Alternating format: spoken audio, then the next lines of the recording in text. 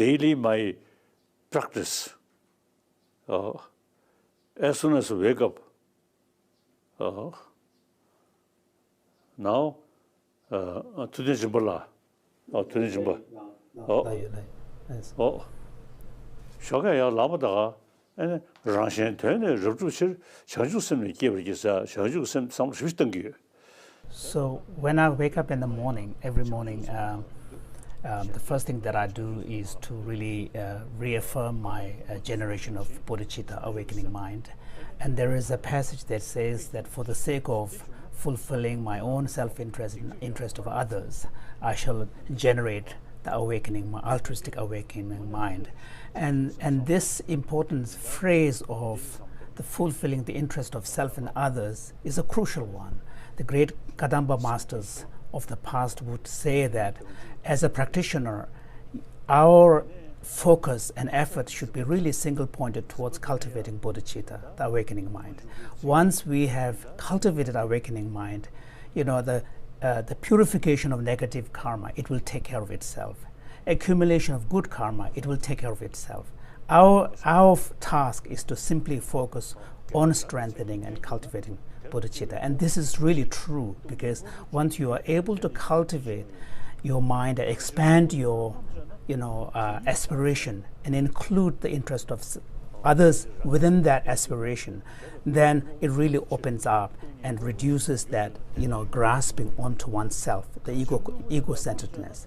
Similarly, the other important practice that I bring is reflection on the truth of emptiness. And here the key text that I use are 4 stanzas from the 6th chapter of Chandrakirti's Entering the Middle Way. There's an important section where Chandrakirti really takes to task dismantling the construct that we generally tend to impose on our perception of the world, where we impose upon reality some kind of objective intrinsic existence.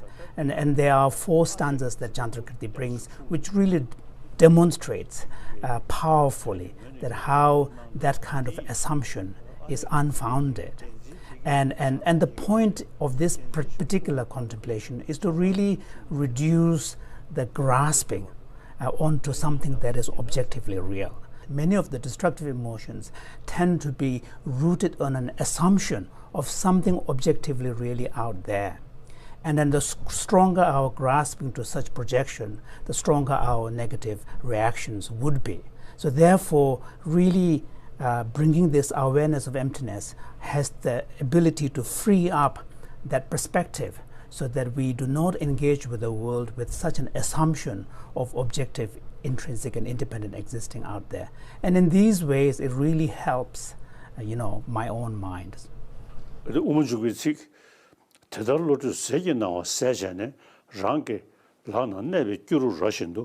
So in the same text, Chandrakirti's text, he talks about how once you deepen your awareness and understanding of emptiness, it really opens up a new perspective on the way in which you will experience and engage with the world. And here he talks about how our perspective and the understanding of the conventional reality will be combined with our awareness and understanding of the ultimate empty nature of everything. And in this way, the conventional truth and ultimate truth will be like 2 wings. The wisdom of the 2 truths will be two wings, which will then propel you to traverse the space to reach to the Buddhahood. And this is really beautiful. And His Holiness was saying that, I'm someone who's at least making an attempt and saying that that's the journey I would like to make.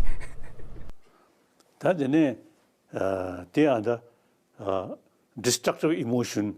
So we spoke about how to confront our tendency to grasp and project objective reality to things, which then give rise to our emotional reaction to the world. There's another prong to this approach, which is to now target our tendency for self-centeredness. And this is a different approach, but they are complementary and they need to be combined. One is a wisdom approach, the other one is the compassion-based approach. So the compassion-based approach really requires opening up our assumptions about self and others' boundary. We tend to assume that I as an individual self is so different and distinct and separate from others. And a lot of our assumptions and our relationship with others is really based upon this idea of me who's there at the core of I or core of me. And for the sake of protecting this, we tend to do a lot of stuff. And so this construct of self really has to be opened up through the practice of compassion. And here, the text that is most powerful is Shantideva's teaching, where he talks about, questions our normal attitude towards suffering. He says that, why is it that since when it comes to the fact that one wishes to be happy, do not want suffering, self and others are exactly the same, and why is it that we bother about taking care of our suffering and not of others? And then he goes further to say that, in fact, he says that if you examine carefully, many of the problems that we face ourselves are rooted in excessive self-centeredness. And many of the good things that we see in our life really are rooted in a perspective that includes others. It's other-centeredness. So he says that, therefore, if you are not able to make that kind of switch, exchanging of self and others is the technical term that he uses. He said, let alone attainment of Buddhahood, even in this life in samsara, there will be no joy. There will be no place for real joy. So, and that I truly believe is the case, because if we look at the world, many of the problems in the world is often rooted in excessive self-centeredness, ours, mine, and so on and so forth.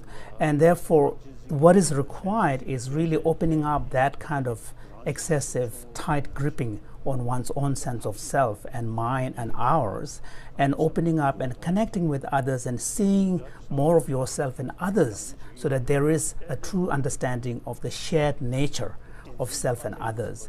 And when this is one of the reasons why I often advocate, not just from a religious Buddhist point of view, but in fact from a more humanistic point of view, the sense of oneness of 7 billion human beings. Because when it comes to the fundamental disposition and fact of who we are as human beings, wishing to be happy, wanting to overcome suffering, there's no difference at all. And in fact, the more we are able to think about others, the more actually we lay the foundation for our own personal happiness. So I think this it's a two-pronged approach. So when you use these two-pronged approach, it truly has an impact. And that's why these two practices of compassion and emptiness is really an important part of my daily practice.